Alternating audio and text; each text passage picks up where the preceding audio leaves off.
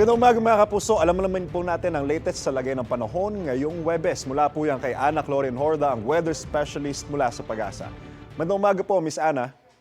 Magandang umaga din po, Sir Adjo, ganun din po sa ating mga taga-subaybay. Unang tanong po, ano-ano pong lugar sa bansa ang patuloy na ulanin ngayong araw dahil po sa hanging habagat?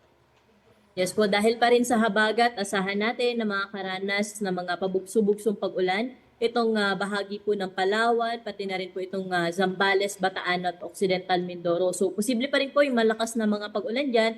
Kaya doble ingat po sa ating mga kababayan sa banta ng mga pagbaha at mga pagguho ng lupa. Kahapon po, bakit mas malakas ang naranasang ulan dito sa Metro Manila? Aasahan ba natin ang kaparehong panahon hanggang ngayong araw? Yes po, kahapon po, no, mas malakas po yung hatak ng habagat at kaya mas malakas din po yung mga pag-ulan na ating naranasan, hindi lang po dito sa Metro Manila, pati na rin po sa mga karatig na lugar. At ngayong araw ay mas kakaunti o mas bawas na po yung pag-ulan na ina-expect po natin dito sa Metro Manila na kung saan mas madalas na nga lang o mas mataas yung chance na mapag-ulan po natin ngayong araw dito sa Metro Manila sa bandang hapon at gabi. Pero epekto pa rin po ito ng habag. Para po bukas, ano po kaya ang weather outlook natin? Magiging maganda po ba ang panahon?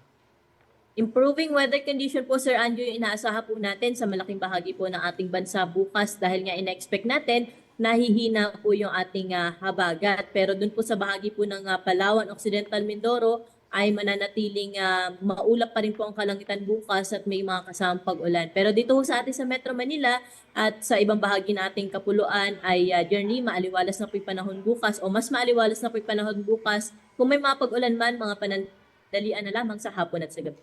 Last question, Miss Ana, may namamata na po ba tayong panibagong sama ng panahon sa loob po o labas ng PAR? Sa kasalukuyan po, Sir Anjo, ay wala pa naman po tayong panibagong LPA o cloud cluster na minomonitor po. Pero nakikita natin na sa mga susunod na araw ay posible po tayong may mamonitor na low pressure area. Pero sa ngayon ay malayo pa naman o hindi pa naman po natin nakikita na malapit po sa ating par at wala pa rin po direkta epekto. So, posible lamang po ito mabuo sa mga susunod na araw. Kaya patuloy po tayong mag-monitor sa mga update po na ilalabas ng Pag-asa. Magandang umaga at maraming salamat po, Miss Ana Clorin Horda, weather specialist mula sa Pag-asa. Salamat po. Magandang umaga. Kapuso, para laging una ka sa mga balita, bisitahin at mag-subscribe sa GMA Integrated News sa YouTube. Sa mga kapuso abroad, samahan nyo kami sa GMA Pinoy TV at sa www.gmanews.tv.